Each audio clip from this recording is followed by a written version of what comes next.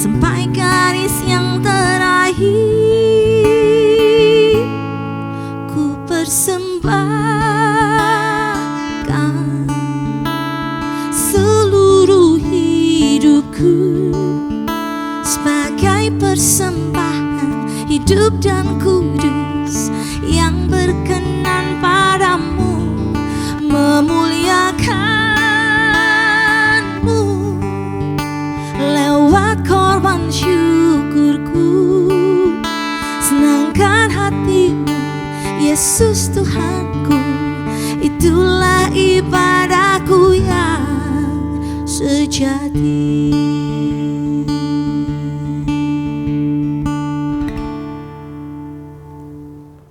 Bapa kami yang ada di surga, dikuduskanlah namamu, datanglah kerajaanmu, jadilah kehendakmu di bumi seperti di surga.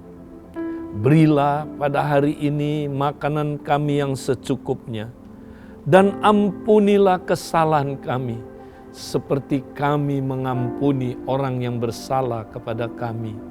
Janganlah membawa kami ke dalam pencobaan, tapi lepaskanlah kami dari yang jahat, karena Engkaulah yang empunya kerajaan, dan kuasa, dan kemuliaan, sampai selama-lamanya.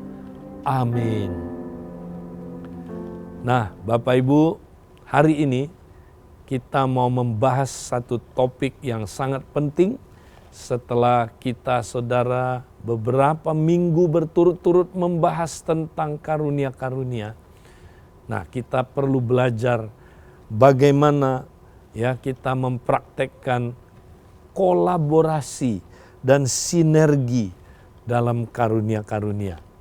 Nah, saudara, ini penting sekali, karena walaupun kita tahu karunia kita, kita sudah mengerti bagaimana kita berfungsi sesuai karunia kita, tapi kita perlu belajar bagaimana berkolaborasi dalam tubuh Kristus dan bersinergi, sehingga saudara itu akan menghasilkan sesuatu yang luar biasa.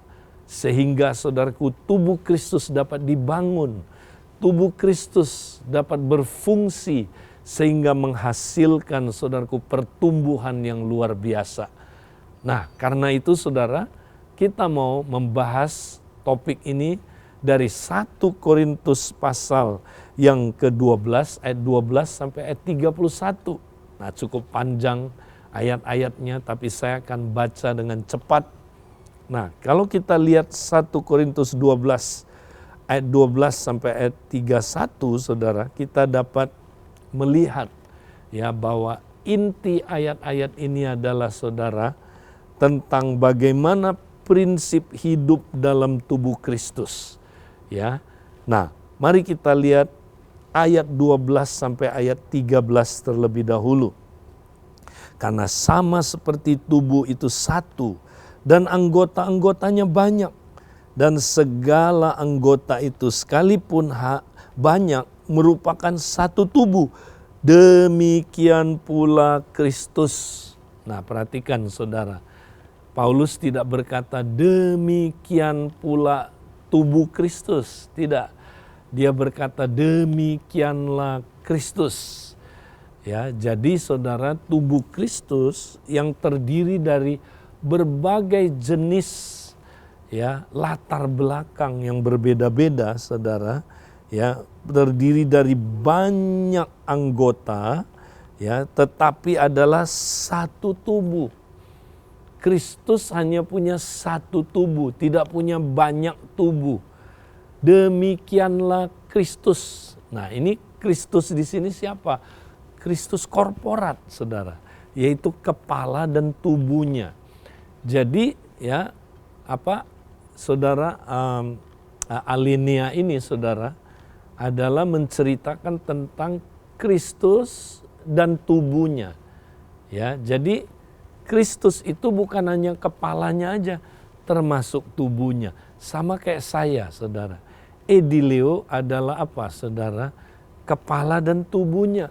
Saya tersinggung sekali kalau saudara tidak menganggap tubuh saya adalah Edileo, hanya kepalanya saja. Ya, Edileo itu komplit, ada kepala, ada tubuh. Demikian juga Kristus. Kristus itu ada kepalanya, ya, dan ada tubuhnya, saudara. Semuanya itu disebut Kristus. Jadi Paulus melihat, ya, inilah Kristus korporat, saudara. Nah, lalu dia menjelaskan, saudara, kenapa ya ada Kristus korporat itu, saudara.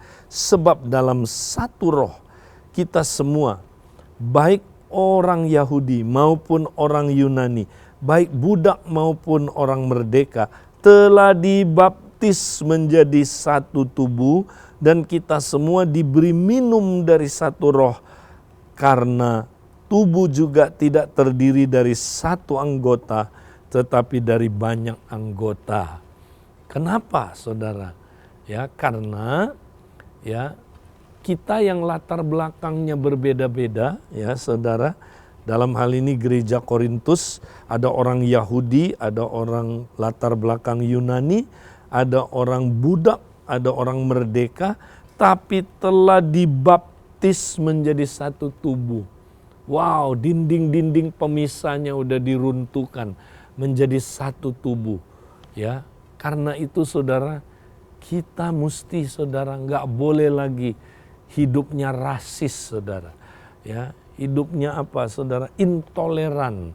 Kita mesti, saudaraku, di dalam tubuh Kristus saling menerima, karena kita adalah satu tubuh, saudara. Masa tubuh bermusuhan satu dengan yang lain? Tangan kiri pukul-pukul tangan kanan, ya, tangan kanan garuk-garuk tangan kiri. Enggak ada begitu, saudara. Itu tubuh yang aneh, tubuh yang sakit, ya. Kita mesti saling apa, saudaraku, mengasihi, dan kita mesti, saudaraku, ada dalam kesatuan, ya, karena kita sudah dibaptis menjadi satu tubuh. Dan bukan hanya itu, kita diberi minum oleh roh yang sama, saudara. Ya, jadi kalau kita nggak bersatu hidup dalam tubuh, kita nggak dapat minum ini. Inilah air kehidupan, atau saudaraku, ya, aliran-aliran air kehidupan, ya, yaitu Roh Kudus sendiri memberikan kita, ya, minuman rohani dan makanan rohani. Ya, lewat apa? Lewat proses kita saling, ya, memberi minum satu dengan yang lain, saling memberi makan satu dengan yang lain. Yaitu waktu kita praktek karunia-karunia Roh Kudus, saudara. Ya, waktu kita praktek karunia-karunia, ya, yang ada pada kita, kita disitulah, saudara, saling membangun, saling memberi makanan dan minuman rohani, sehingga kita bisa bertumbuh dalam Kristus. Nah, itulah, saudaraku, hal pertama yang penting di dalam tubuh Kristus. hidup dalam tubuh Kristus. Kita mesti hidup tertanam dalam tubuh Kristus, saudara. Ya, ini penting sekali.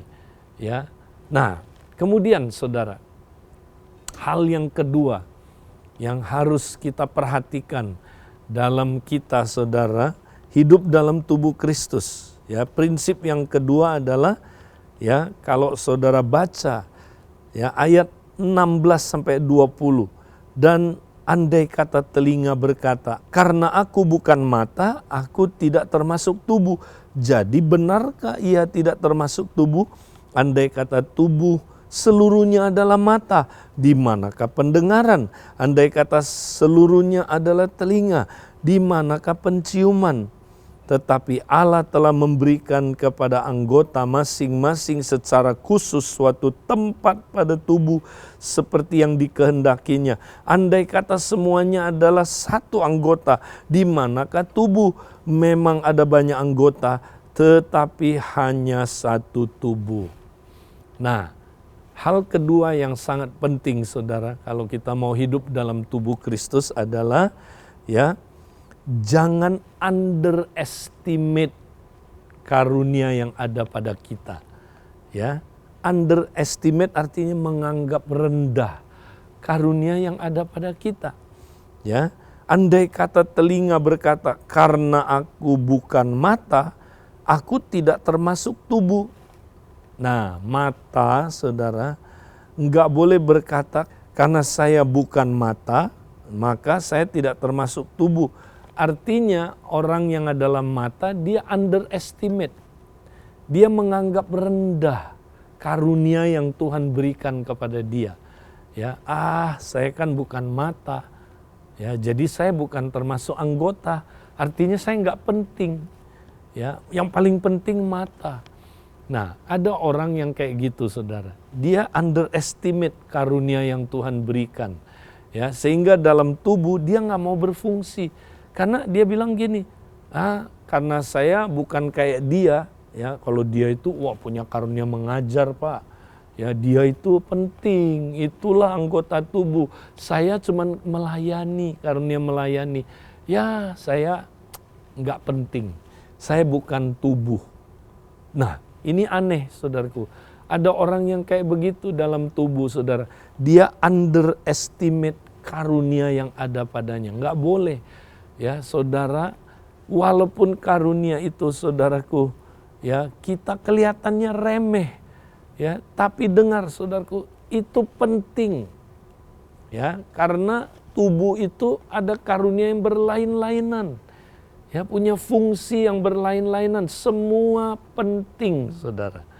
Ya, walaupun ada yang kelihatannya nggak penting, tapi sama pentingnya, saudaraku.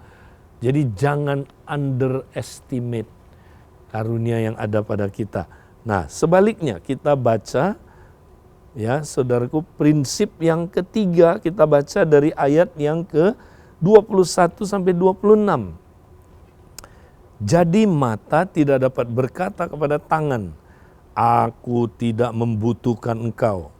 Dan kepala tidak dapat berkata kepada kaki, aku tidak membutuhkan engkau. Malahan justru anggota-anggota tubuh yang nampaknya paling lemah, yang paling dibutuhkan. Dan kepada anggota-anggota tubuh yang menurut pemandangan kita kurang terhormat, kita berikan penghormatan khusus. Dan terhadap anggota-anggota kita yang tidak elok, kita berikan perhatian khusus. Hal itu tidak dibutuhkan oleh anggota-anggota kita yang elok.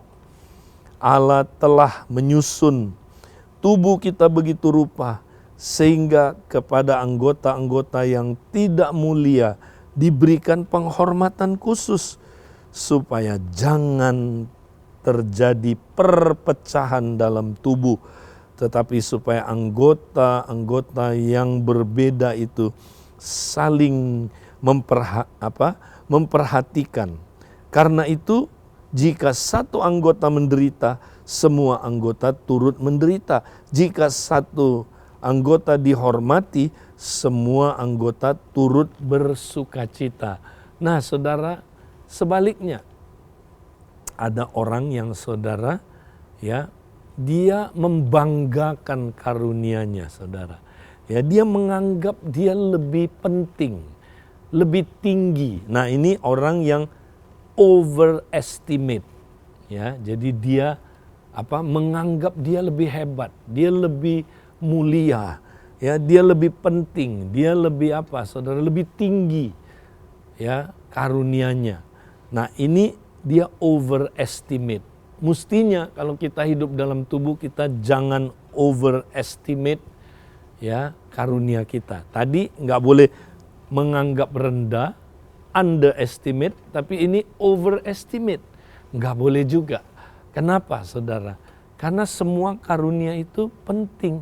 Semua karunia itu, saudara, ya, Tuhan mau dipakai kita bersama-sama, saudaraku. Ya, jadi ini sikap yang nggak boleh, saudara. Ya, kita overestimate karunia kita. Ya, sehingga kita menganggap rendah karunia orang lain dan kita tidak membutuhkan karunia orang lain. Nggak boleh gitu, saudara. Ya, ini merusak tubuh. Ini akan ada perpecahan dalam tubuh Kristus. Kenapa, saudara? Ya, karena ya semua karunia itu penting. Ya, tapi dia ya bukan orang yang tampil di depan. Dia nggak penting lah.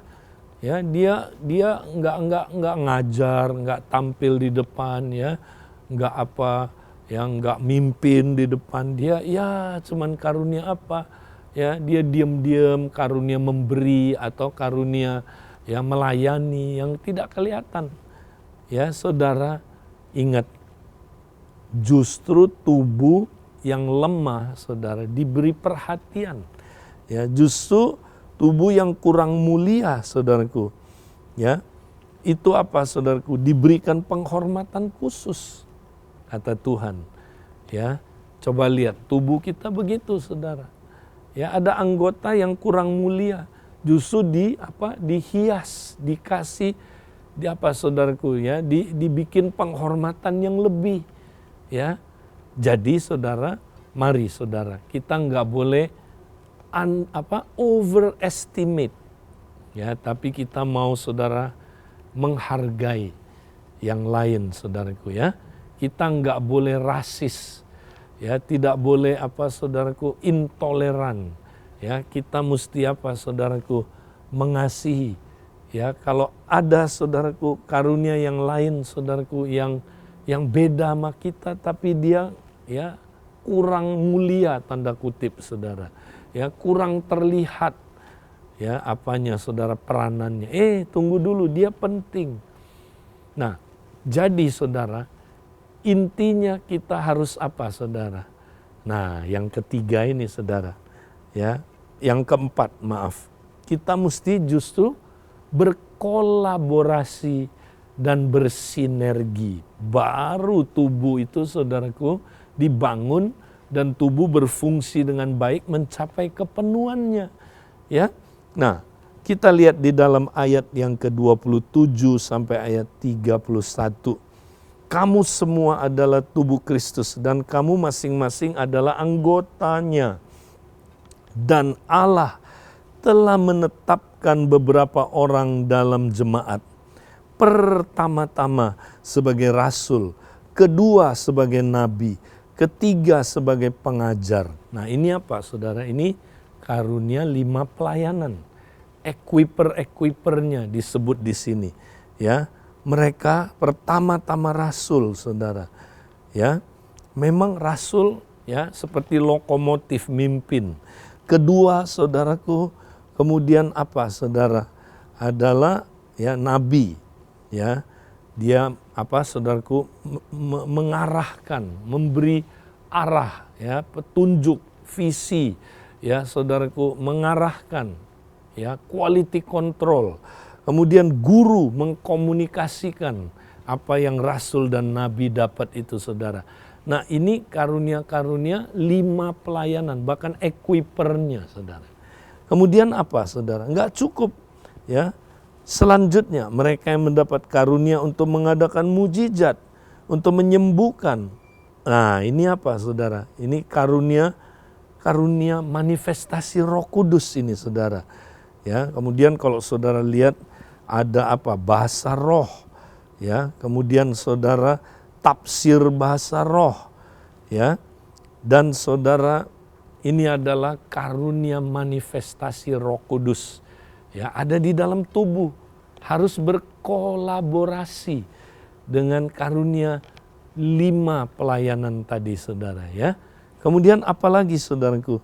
Ya, ada karunia selanjutnya mereka yang mendapat karunia untuk mengadakan mujizat dan untuk menyembuhkan, untuk melayani, untuk memimpin. Ini apa saudara? Ini karunia motivasi. Ya, jadi di dalam tubuh itu saudara, ya, karunia untuk apa saudaraku? Di sini dikatakan melayani dan memimpin, ya. Nah, jadi saudara, ini adalah kombinasi dari apa? 5, 7, 9. 5 karunia pelayanan, 7 karunia motivasi, dan 9 karunia manifestasi Roh Kudus. Itu harus berkolaborasi dalam komsel, dalam tubuh Kristus. Ya, harus sinergi, saudara. Ya, semua karunia itu saudaraku bersinergi. Barulah saudaraku tubuh Kristus dapat dibangun mencapai kepenuhannya. Ya. Dan inilah saudaraku yang Tuhan mau kita praktekkan. 5, 7, 9 itu saudara. Harus berkolaborasi dan apa saudaraku bersinergi. Ya. Nah, saya kasih contoh saudara ya.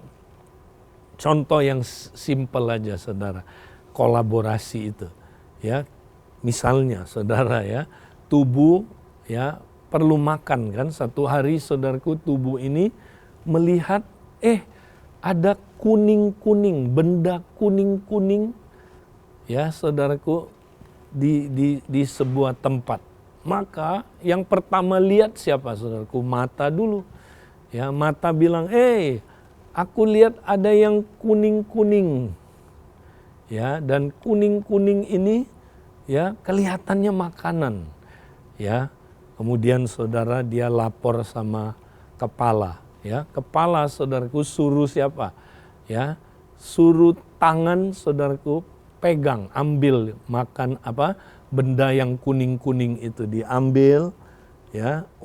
Terus ditanya rasa gimana, ya teksturnya gimana?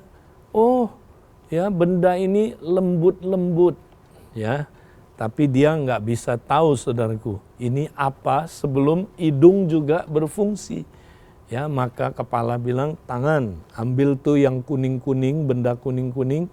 Ya, suruh si hidung cium. Pas dia cium, dia bilang, wow, ini duren. Ya, ini duren. Maka saudara, kemudian saudara, ya kepala bilang kalau begitu, ya masukin ke mulut. Nah, mulut tinggal buka mulut, makan duren, saudara. Ya, wow.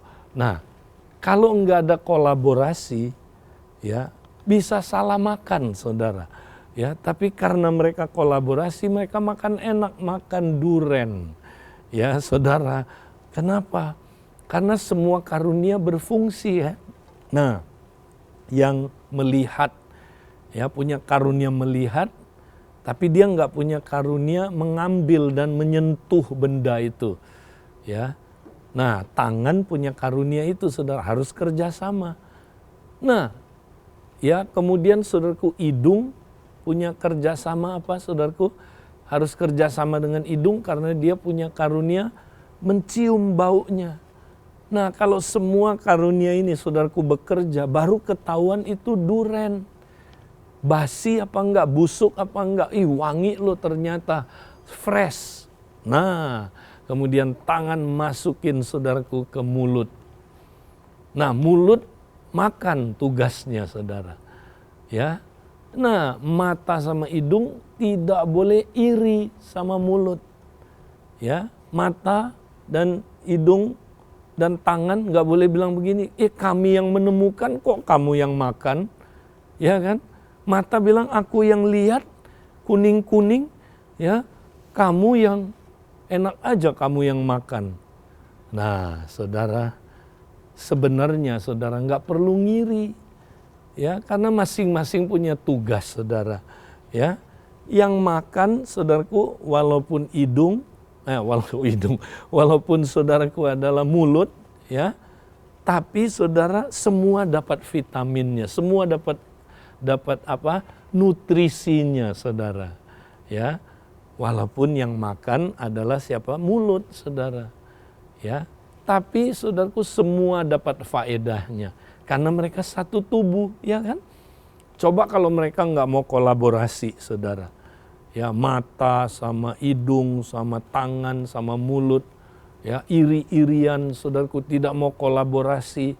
Ya, misalnya dia lihat ada benda kuning-kuning, ya, kemudian mata bilang, kepala itu ada benda yang kuning-kuning, ya, tolong, ya, suruh siapa?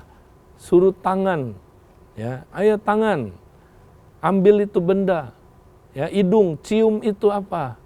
Ya, nah hidung nggak mau, saudara. Hidung bilang, gua nggak mau cium. Ya, maka diambil benda itu. Ya, memang lembut-lembut bendanya, saudara, kuning dan lembut. Tapi si hidung tidak mau cium. Ya, si hidung bilang, gua nggak mau. Ya, saya tidak suka, saya benci sama mulut. Ya, si mulut ini, ya, dia enak aja, dia tukang makan, gua yang cium, dia yang makan. Enggak. Ya, nah, langsung saudara tangan main ambil inisiatif, masukin ke mulut. Ya, saudara, ternyata bukan duren. Ya, ingat, yang kuning-kuning lembut-lembut enggak selalu duren. Ya, yang ngambang di sungai itu juga lembut-lembut, kuning-kuning. Apalagi anget-anget, saudaraku, kotoran manusia itu juga bisa kuning-kuning, lembut-lembut dan anget. Ya, itu bukan duren, saudaraku. Dan mereka makan kotoran. Apa yang terjadi, saudara? Seluruh tubuh kena imbasnya. Nah, inilah contoh, saudaraku. Tubuh Kristus harus ada kolaborasi dan ada sinergi. Kalau enggak, saudara, ya, maka karunia-karunia itu tidak efektif. Tubuh itu tidak bertumbuh, saudaraku, sesuai dengan kepenuhan Kristus. Ya, mari saudara, ya kita praktek di komsel-komsel, kita harus berkolaborasi. Semua karunia penting, saudaraku. Mari kita kerja bersama-sama, saudara. Bangun tubuh Kristus, dikompak sama, kita harus berkolaborasi karunia-karunia itu. Kalau kita bersinergi, saudara, kita menghasilkan sesuatu yang lebih dahsyat. Ya, berdua katanya, saudaraku, lebih baik daripada satu orang. Karena berdua, saudaraku, bisa berbuah lebih baik, ya, berbuah lebih banyak. Berdua itu, saudara, kalau satu jatuh, yang lain bisa angkat dia. Ya, jadi dia aman bekerja dalam teamwork, ya. Berdua itu, saudara, ya, kalau mereka tidur bersama terjadi apa? Transfer energi, ya, maka mereka panas katanya. Ya, revival api kebangunan rohani terjaga kalau kita hidup berdua, saudara. Ya, berkolaborasi, bersinergi, ya. Berdua, saudara, tidak mudah dikalahkan, ya. Apalagi, saudaraku, tali 3 utas katanya tidak mudah diputuskan, saudara. Ya, jadi saudara, ini prinsip tentang kolaborasi dan sinergi. Ya, teman saya pembuat tali, saudara. Dia cerita, Pak Edi, tali mana yang paling kuat? Tali yang dipilin 1 utas aja, 1 utas, 2 utas dipilin, 3 utas dipilin, ya, atau 4 utas dipilin dengan volume yang sama. Tali mana yang paling kuat? Tali yang dipilin dengan 3, saudara. 3 utas. dipilin jadi satu. Wah, itu tali paling kuat. Kenapa, saudara? Karena mereka berkolaborasi dan bersinergi. Wow. Ya, Dave Ramsey, saudara, menjelaskan begini, saudara. Ya, kuda apa yang paling kuat di dunia ini, saudara? Ya, namanya kuda Belgia. Nah, dia berkata begini, saudara. Kuda Belgia kalau sendirian, saudara, dia bisa tarik beban, saudara, sampai kira-kira 4.000 kilogram. Wow, 4 ton, saudara. Ditarik beban itu misalnya setumpuk kayu, saudara lihat di gambar ini, setumpuk kayu. Ditarik sama kuda, satu kuda bisa tarik 4 ton beban, 4.000 kilo. Wah, dahsyat banget, saudara. Ya, tapi kalau 2 kuda Belgia berkolaborasi, bersinergi, saudara, apa yang terjadi? Mereka bukan bisa tarik 8.000 kilo, enggak. 12.000 kilo, saudara. 3 kalinya, saudara. Wow, ini namanya sinergi, ya. Nah, tapi yang lebih hebat lagi, saudara. Kalau 2 kuda Belgia saling kenal, nah ini, mereka teman, kompak, saudara, teman. Apa yang terjadi, saudara? Mereka punya daya tarik lebih kuat lagi.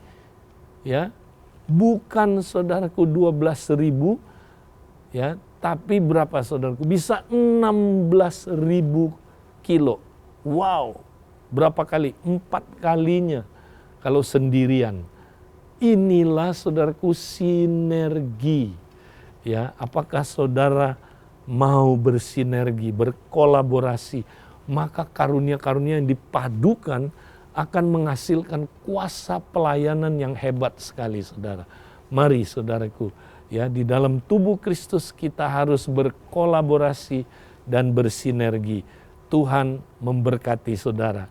Saudara semangat, terus praktekkan karunia-karunia lewat kolaborasi dan sinergi. Tuhan memberkati saudara. Amen.